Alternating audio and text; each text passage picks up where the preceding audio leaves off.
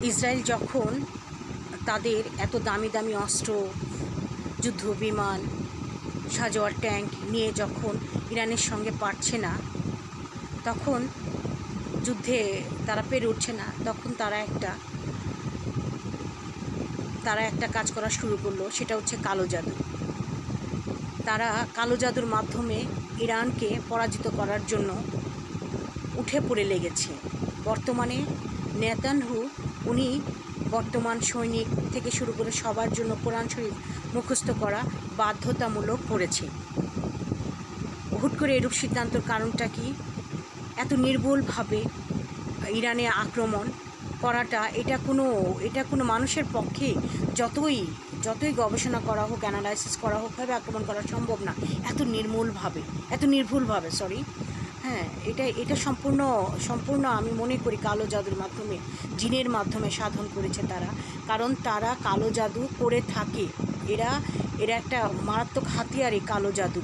এরা কোরআন পাঠ করে কোরআন থেকে সমস্ত কিছু কীভাবে কি কোরআনের কোথায় কি আছে সমস্ত কিছু এরা ফলো করে।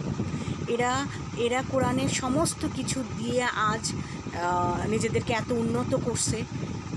অবশেষে তারা যখন পেরে উঠতেছে না, তখন তারা কালো জাদুর মাধ্যমে তারা ইরানকে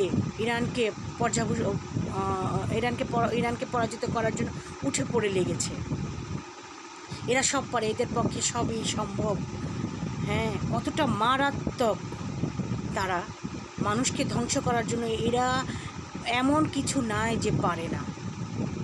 1948 সালে এই ইসরায়েলি রাষ্ট্র প্রতিষ্ঠা হওয়ার পর থেকেই বিভিন্নভাবে এদেরকে ফিলিস্তিনবাসীদেরকে বা মুসলমানদেরকে মধ্যপ্রাচ্যে একটা আতঙ্কিত পরিবেশ তৈরি করে রেখেছে।